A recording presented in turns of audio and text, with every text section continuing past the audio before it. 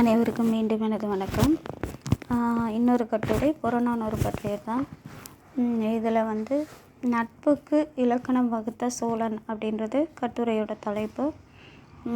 நட்புனா என்ன அப்படின்றது பற்றி ஒரு சோழன் தீவிரமான நட்பாக ஒரு புலவரோட நட்பு கொண்டிருந்தார். எல்லாருக்குமே தெரியும், பிசிராந்தையார் கோப்பெருஞ்சோழன் நட்பு தான். அந்த நட்பை பற்றி தான் இந்த கட்டுரையில் நான் சொல்ல போகிறேன். பிற்காலத்தில் என்ன, ஆமாம், நம்ம டைரக்டர்கள் கூட இந்த மாதிரி இதை எடுத்துக்கிட்டு தான் படம் எடுக்கிறாங்க. இப்போ நட்புக்கு இலக்கணம் வகுத்த இந்த கோப்பெருஞ்சோழன் பிசிராந்தையர் காதல், அந்த பார்க்காமலே அன்பு கொண்டிருந்ததை வச்சுட்டு தான் காதல் கோட்டை அப்படின்ற ஒரு படம் கூட நன்றாக வெற்றி பெற்றது அப்படின்ற மாதிரிலாம் சொல்லுவாங்க. அதுக்கு அடிப்படை இந்த இப்போ கோப்பெருஞ்சோழன் பிசிராந்தையார் இவங்களோ 2 பேரோட நட்பு மட்டும்தான். இந்த நட்பை தான் அவர் ஒரு டைரக்டர் எடுத்துக்கிட்டு வெற்றியாக அந்த படத்தை காதல் கோட்டை படம் எடுத்தது அப்படின்ற மாதிரி சொல்லுவாங்க. இப்போ நம்ம கட்டுரைக்குள்ளே போகலாம் வாங்க. நட்புக்கு இலக்கணம் வகுத்த சோழன். முன்னுரை. சங்க காலத்தில் மன்னனை எளிதில் சென்று அணுகும் வாய்ப்பு மக்களிடம் ஏற்பட்டது. மன்னனோடு நட்பு கொள்வது உலக இயல்பு. மன்னன் புலவர்களோடு நட்பு கொள்வது என்பது நம் நாட்டவரிடையே காணப்படும் ஒரு சிறந்த பண்பு. ஔவையார் அதியமான் கொண்ட நட்பு, பாரி கபிலரிடம் கொண்ட நட்பு என வரிசை நீண்டு கொண்டே போனாலும் கோப்பெருஞ்சோழன் பிசிராந்தையார் என்னும் புலவரிடம் கொண்ட நட்பை போற்றுதற்குரியது. ஒருவரை ஒருவர் பார்த்து அவர்களுடன் பழகி அவர்களின் நற்பண்புகளால் ஈர்க்கப்பட்டு நண்பர்களாவது வழக்கத்தில் உண்டு. ஆனால் இங்கு பாண்டிய நாட்டில் வாழ்ந்த பிசிராந்தையார் என்னும் புலவன் தன் நாட்டு மன்னன் மீது அன்பு கொண்டிருந்தாலும் பிற நாட்டு வேந்தனான கோப்பெருஞ்சோழனின் புகழை செவியால் கேள்வியுற்ற போதே அவன் மேல் தீரா காதல் கொண்டு அம்மன்னனை நேரில் பார்க்காத போதும் தனக்குள்ளே நட்பு என்னும் கோவிலை பூசலார் நாயனார் மனதிற்குள்ளே சிவனுக்கு கட்டிய கோவிலை போல நட்புக்கு கட்டி வருகின்றார். பிசிராந்தையார் போலவே கோப்பெருஞ்சோழனும் அவரின் நற்செய்கைகளால் ஈர்க்கப்பட்டு உள்ளத்தாலேயே உணர்வாலேயே அவரின் பால் நட்பை பூண்டு ஒழுகி வருகின்றார். இவ்விருவரின் நட்பை பற்றி ஆராய்வது இக்கட்டுரையின் நோக்கமாகும். பிசிராந்தையார் கோப்பெருஞ்சோழன் பற்றிய. உன்னுடைய அரசன் யார் என்றா கேட்கின்றாய்? சொல்கிறேன், கேட்டுக்கொள். என்னுடைய அரசன் உறையூரை தலைநகராக கொண்டு வாழும் சோழ நாட்டின் அரசன் கோப்பெருஞ்சோழன். அவன் எப்படிப்பட்டவன் தெரியுமா? உழவர்குல மக்கள் மிகுந்த புது வருவாயையுடைய சோழ நாட்டுக்குள்ளே பாடி வரும் பாணர்களது சுற்றத்தாரின் பசிக்கு வகையாயிருப்பவன். பொத்தியார் என்னும் புலவரோடு கூடி அளவலாவி நாளும் மகிழ்ந்திருப்பவன். அவனே எம் அரசன் அப்படின்னு சொல்லிட்டு அன்னச்சேவல் சோழ நல்நாட்டு பாடினே கோழி உயர்நிலை மாடத்து குறும்பொறை அசியி வாயில் விடாது கோயில் புக்கு எம் பெருங்கோ கிள்ளி கேட்க இரும்பிசிராந்தை அடியுரை எனினே மாண்ட நின் இன்புறு பேடை அணிய தன் நண்புறு நன்கலம் நல்குவன் என புறநானூறு 67வது பாடலில் பிசிராந்தையார் இந்த மறு கூறுகின்றார். இதில் பிசிராந்தையார் மன்னனை பார்த்து என் அடியவன் என சொல், அவனும் உனக்கு பரிசில்கள் வழங்குவான் அப்படின்னு சொல்லிட்டு யார்கிட்ட? கோப்பெருஞ்சோழன்கிட்ட போகிற பரிசில் வேண்டி போகக்கூடிய பாணர்கிட்ட பிசிராந்தையார் இந்த மாதிரி சொல்கிறாரு. பிசிராந்தையார் என்ன சொல்கிறாருன்னா, அந்த பாடலில் மன்னனை பார்த்து என் அடியவன் என சொல், அவனும் உனக்கு பரிசில்கள் வழங்குவான் என சுட்டுகின்றார். புலவர்களுக்கு பரிசில்கள் கொடுப்பதோடு புலவரின் அன்பை பாடும் பெற்றோருக்கும் பரிசில்கள் வழங்கும் தன்மை உடையவன் எம் மன்னன் என்று பிசிராந்தையார் சுட்டும் சொற்களும் தன் நண்பனன்றி நண்பனைச் சேர்ந்தோருக்கும் பரிசில்கள் வழங்கும் சோழனின் மாண்பும் இரு நிலைகளில் இங்கு சுட்டப்படுகின்றது. நல்லனவற்றையே செய்.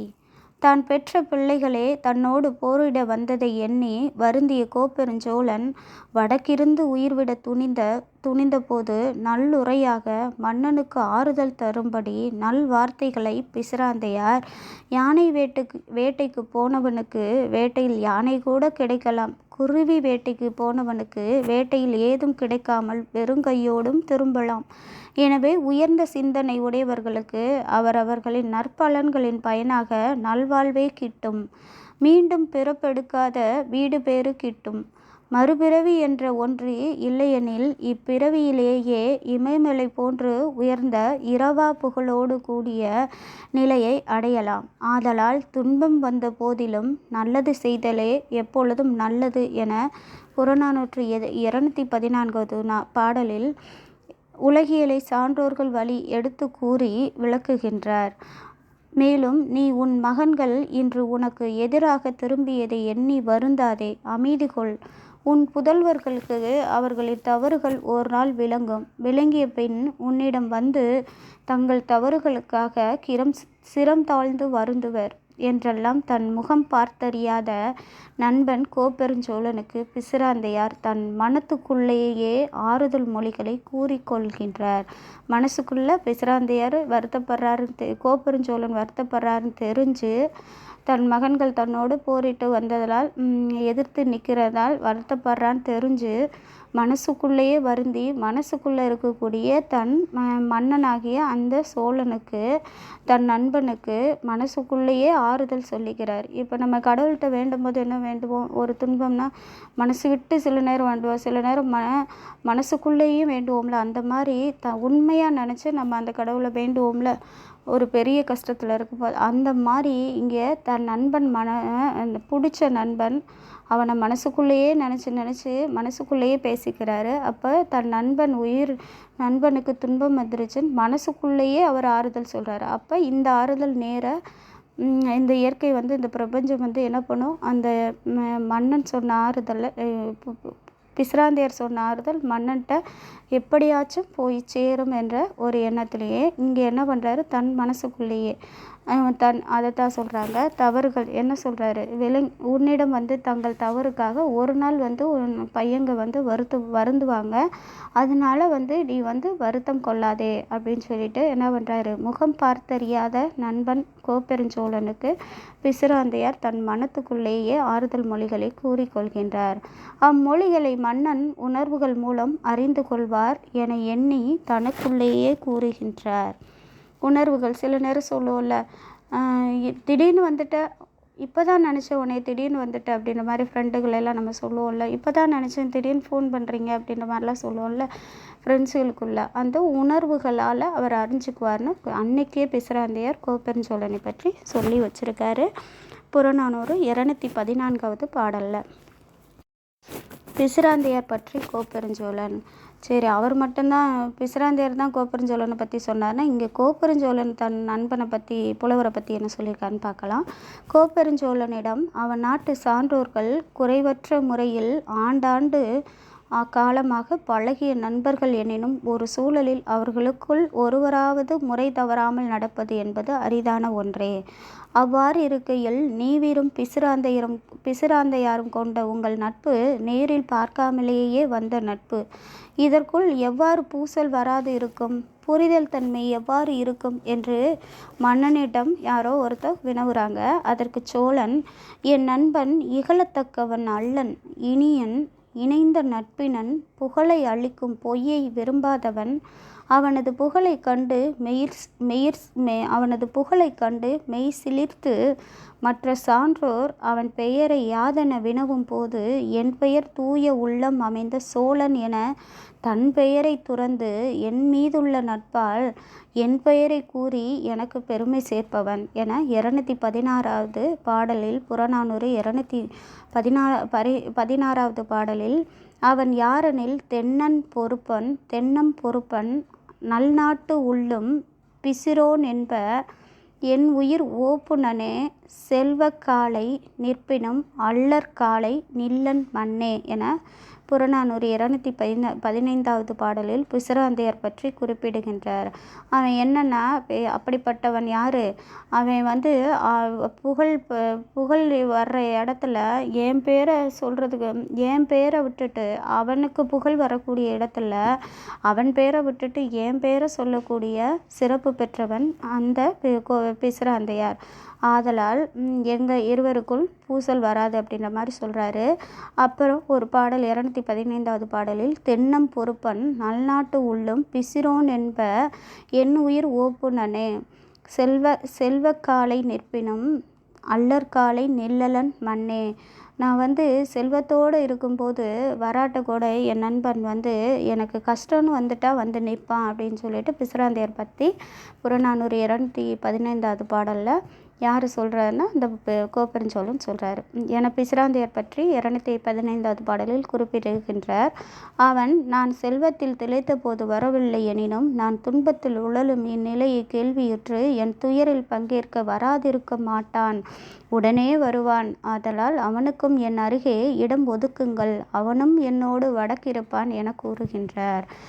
கோப்பெருஞ்சோழன் என்ன பண்ணுறாரு? தன் மகன்கள் தன்னோடு போரிட வர்றாங்கன்னு சொல்லிட்டு என்ன பண்ணுறாரு? வடக்கிருந்து உயிர் துறக்க என்றாரு. அப்போ தன் நண்பன் பிசிராந்தையாருக்கும் ஒரு இடத்தை ஒதுக்கி வையுங்கள். கண்டிப்பாக அவன் நான் செல்வ செழிப்போடு இருக்கும்போது அவன் அது வேணும் இது வேணும்னு என்கிட்ட கேட்டு வந்ததில்லை. ஆனால் நான் துன்பத்தில் இருக்கும்போது என் துன்பத்தை துடைப்பதற்காக கண்டிப்பாக என் துன்பத்தில் பங்கு கொள்வதற்காக அவன் வருவான் அப்படின்னு சொல்லிட்டு அவனுக்கும் ஒரு இடம் வடக்கிருக்க, நான் இருக்கும் வடக்கிருக்கும் இடத்திலேயே ஒரு இடம் ஒதுக்கி வையுங்கள் அப்படின்னு சொல்லிட்டு கூறுகின்றார். என் இடம் எது என்று உரைப்பாயாக.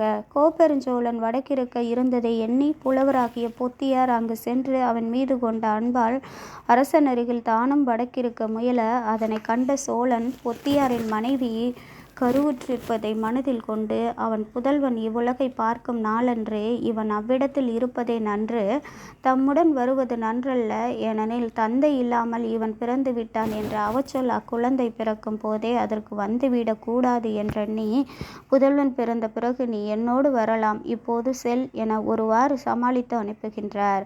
இது யாருன்னா பொத்தியார்ன்றது பிசிராந்தையர் கூடவே இருக்கக்கூடிய கோப்பெருஞ்சோழன் கூடவே இருக்கக்கூடிய அந்த சோழ நாட்டு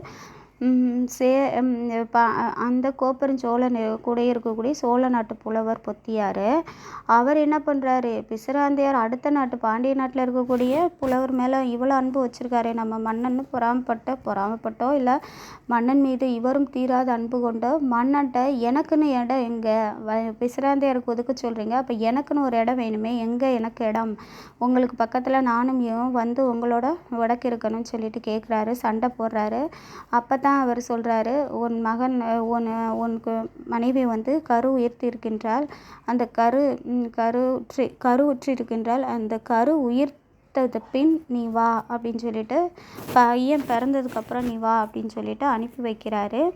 ஏன்னா அந்த பையன் தான் தந்தை இல்லாமல் பிறந்து விட்டான் அப்படின்னு அவச்சொல் வரக்கூடாதுன்னு சொல்லிட்டு அதுக்காக இங்கே இவர் சொல்கிற மாதிரி இந்த பாடல்.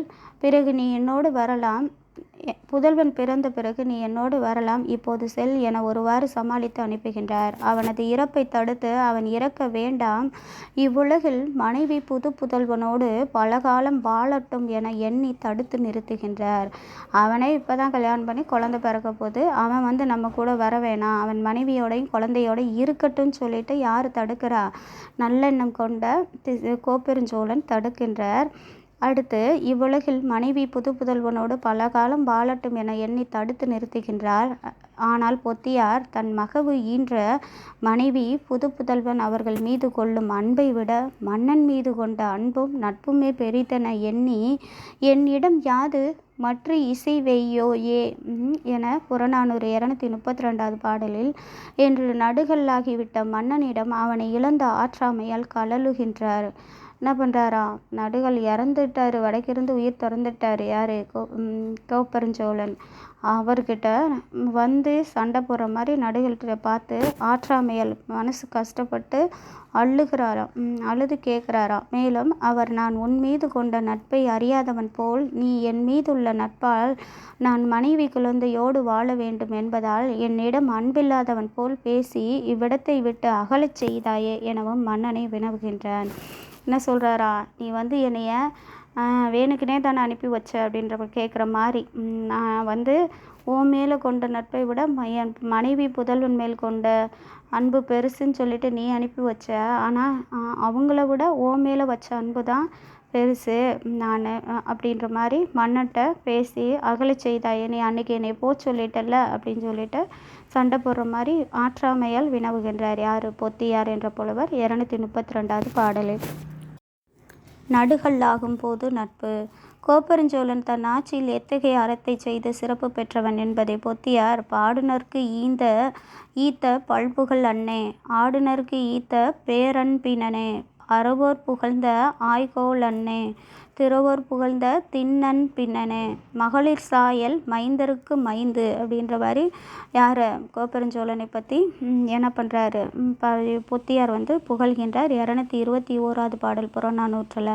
என்னென்னா பாடுனருக்கு பாடுனருக்கு கொடுத்தவன், ஆடினவருக்கு கொடுத்தவன், அறவோருக்கு கொடுத்தவன், திறவோருக்கு கொடுத்தவன், மகளிருக்கு வலிமை போன்று மற்ற எல்லாத்தையும் கொடுத்தவன் அப்படின்ற மாதிரி. மேலும் இத்தகைய சிறப்பு பெற்ற மன்னனை கூற்றுவன் கொன்று கொண்டு சென்று விட்டான். ஆதலால் புலவர் கூட்டங்களே தங்கள் சுற்றத்தாரை இணைத்து கொண்டு பாருங்கள், நாம் கூற்றுவனை வைது மன்னனை கொன்று சென்றது நியாயமா என நீதி கேட்போம் என அழைக்கின்றார். பார்த்துக்கோங்க, நீங்கள் எல்லாம் வந்து பரிசு பெற்றுட்டு போனீங்க, அப்படிப்பட்டவனை மன்னனை கூற்றுவன் யமன் வந்து பறிச்சுட்டு போயிட்டான், வாங்க போய் யமன்கிட்ட போய் இது நியாயமான்னு கேட்போம் அப்படின்னு சொல்லிட்டு கூட்டத்தை திரட்ட பார்க்குறாரு. சிறப்பு பெற்ற மன்னனை கூற்றுவன் கொண்டு சென்று விட்டான். ஆதலால் புலவர் கூட்டங்களே தங்கள் சுற்றத்தாரை இணைத்து கொண்டு வாருங்கள், நாம் கூற்றுவனை வைது மன்னனை கொன்று சென்றது நியாயமா என நீதி கேட்போம் என அழைக்கின்றார். மேலும் கோப்பெருஞ்சோழனின் நடுகல்லை பார்த்து, நீ நடுகல்லான பின்பும் நண்பர்களுக்கென இடம் ஒதுக்கி வைத்துவிட்டு சென்று விட்டாயே, இறந்த பின்னும் நீ ஈயும் உன் குணத்தை விடவில்லையா? இறக்க போகும்போது கூட என்ன பண்ணியிருக்க, நண்பனுக்குன்னு பக்கத்தில் ஒரு இடத்த கொடுத்துட்டு போயிருக்கியே, அப்போ இறந்ததுக்கு பின்னாடி கூடயா நீ வந்து மற்றவங்களுக்கு கொடுக்குற கொடை சிறப்பை, உன்னோட சிறப்பை விடலை அப்படின்னு சொல்லிட்டு பொத்தியார் போய் புறநானூறு 223வது பாடலில் கோப்பெருஞ்சோழனின் நடுகலை பார்த்து வினவுகின்றார். வியத்தொரும் வியப்பு. வேற்று நாட்டு புலவன் ஒருவன் என் நட்பை மட்டும் பற்றுக்கோடாக கொண்டு இங்கு வருவான் என்று அன்று கூறினார். தன் ஆட்சியின் கீழ் இல்லாத வேற்று நாட்டு மன்னன் ஆட்சியின் கீழ் உள்ள ஒரு புலவன் உறுதியாக தன்னுடன் வடக்கிருக்க வருவான் என்று கூறியதே வியப்பான ஒன்று. அரசனின் அன்றைய உறுதிப்படி இன்று அவரை தேடி வந்த பிசிராந்தையாரே, உமது நட்பு எனக்கு வியப்பினும் வியப்பி தருகின்றது. அரசன் சொன்ன சொல் பழுதுபடாமல் வந்து நின்ற உனது உன்னத உணர்வும் எமக்கு நினைக்கும் தோறும் வியப்பையே தருகின்றது என பொத்தியார் பிசிராந்தையார் வடக்கிருக்க வந்ததை கண்டபின் பாடுகின்றார். புறநானூறு 217வது பாடலில். அரசன் அன்னைக்கு சொல்லிட்டு போனா நீ வருவேன்னு, நீ வந்துட்ட, அரசன் உண்மையிலேயே அரசன் சொன்ன மாதிரி நீ வந்துட்ட, இதெல்லாம் நினச்சி பார்க்கும்போது எனக்கு வியப்பாகவே இருக்குது அப்படின்னு சொல்லிட்டு யார்கிட்ட? பிசிராந்தையார்கிட்ட பொத்தியார் வந்து 217வது பாடலில் வினவி கேட்கின்றார். எப்படி நீ வந்த அப்படின்ற மாதிரி, அவர் சொன்னபடியே வந்துட்டியே அப்படின்னு சொல்லிட்டு ஆச்சரியப்பட்டு கேட்கின்றார். உயர்ந்தோரையே சேர்வர். கோப்பெருஞ்சோழன் மீது தீரா நட்பு கொண்ட பிசிராந்தையார் அவர் இறந்த பின்பே அவரை வந்தடைந்து தானும் அவர் வடக்கிருந்த இடத்திலேயே வடக்கிருக்கின்றார். அந்நிகழ்வை கண்ட கண்ணாகனார் என்னும் புலவர், பொன்னும் பவளமும் முத்தும் உயர்ந்த மலையில் தோன்றிய விரும்பத்தக்க மாணிக்கமும் ஆகிய பொருட்கள் தோன்றும் இடங்களால் ஒன்றற்கொன்று தொலைவானவை என்றாலும் பெரும் மதிப்புடையவை. மாலையாக இப்பொருட்கள் அனைத்தும் இணைத்து கோர்க்கும் பொழுது அவைகள் ஓரிடத்து நெருக்கி இருப்பது போல எந்நாளும் உயர்ந்த பண்பை உடையவர்கள் அவரை போல உயர்ந்த பண்பு உடையவர்களையே சேர்வர். அத்தகைய உயர்ந்த பண்பில்லாதவர் இழிந்தவர்களையே சேர்வர் என புறநானூறு 218வது பாடலில் என்றவாறு கூறுகின்றார். இப்பாடலில் கண்ணாகனார் கோப்பெருஞ்சோழனையும் பிசிராந்தையாரையும் உயர்ந்த பண்பை உடையவர்கள் என்றும் தன்னை இழிந்த பண்புடையராகவும் சுட்டுகின்றார். கண்ணாகனார் என்ற புலவர் என்ன பண்ணுறாரு, அவரை நீங்கள் 2 பேரும் அப்போ உயர்ந்தவர்கள் தான் அப்படின்ற மாதிரி, மலையில் சந்தனம் இதெல்லாம் இது பண்ணுற மாதிரி, உயர்ந்த இடத்துல பிறக்கிற மாதிரி, உயர்ந்த பண்பு உள்ளவங்க உயர்ந்தவர்களே சேர்வர்கள் மாதிரி கோப்பெருஞ்சோழன் இறந்ததுக்கப்புறம் பிசிராந்தையருக்கு இடம் விட்டுட்டு போனனால உயர்ந்தோர் ஆகிய கோப்பெருஞ்சோழனையே பிசிராந்தையார் ஆகிய உயர்ந்தோரும் சேர்ந்துட்டார். ஆனால் நம்ம சேரலையே அப்படின்னு சொல்லிட்டு தன்னைத்தானே நொந்திக்கிறாரு. அடுத்து இழிந்து பண்புடையராகவும் தன்னை சுட்டுகின்றார். ஏனெனில் உயர்ந்தவரான மன்னனோடு பிசிராந்தையாரும் வடக்கிருந்ததால் அவர்களை உயர்ந்தோர் என்றும், தான் அவர்களோடு வடக்கிருக்க இயலாது போனதால் தன்னை இழிவானவர் என்றும் சுட்டுகின்றார். ஏற்கனவே பொத்தியார் இங்கே சண்டை போட்டுட்ருக்காரு. அவரையும் தாண்டி கண்ணாகனார் அப்படின்ற ஒரு புலவரும் இங்கே சண்டை போடுறதா 218வது பாடலில் சொல்கிறதா செய்திகள் இருக்குது. பெரும் பேற்றை நான் இழந்தேன். உடல் தசை முழுதும் வாட உண்ணாது வடக்கிருந்து உயிர் துறக்க எண்ணிய நிலையில், பேச்சற்று உடல் தளர்ந்து உயிர்விடும் நிலையில் இருக்கும் பொழுது, சோழன் தன்னோடு ஏதும் பேசவில்லை என சோழனின் இறுதி நாட்களில் அவ்விடம் சென்ற கருவூர் பெருஞ்சதுக்கத்து பூதநாதனார், ஏன் சோழனே, நான் உன்னோடு வடக்கிருக்க வரவில்லை.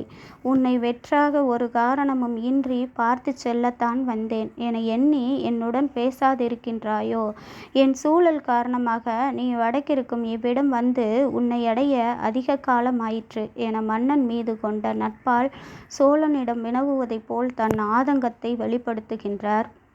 பிசிராந்தையார், பொத்தியார் போன்ற புலவர்கள் உன்னோடு வடக்கிருந்து வீடு பெற்றை அடைந்தார்கள். ஆனால் நான் மட்டும் அத்தகைய வீடு பெற்றை அடையாது போனேனே என தனக்குள்ளேயே புலம்பி தன் ஆற்றாமையை பெருஞ்சதுக்கத்து பூதனார் அப்படின்றவரும் புறநானூற்று 219வது பாடலில் வெளிப்படுத்துகின்றார். இப்போ பார்த்துக்கோங்க, இப்போ கோப்பெருஞ்சோழன் மேலே பிசிராந்தையார் மட்டும் நட்பு கொள்ளலை, பொத்தியார் கொண்டிருக்காரு, கண்ணாகனார் கொண்டிருக்காரு, இவர் கருவூர் பெருஞ்சதுக்கத்து பூதனார் அப்படின்ற இவரும். அப்போ 3 புலவர்கள் அவர் மேலே நட்பு கொண்டிருக்காங்க.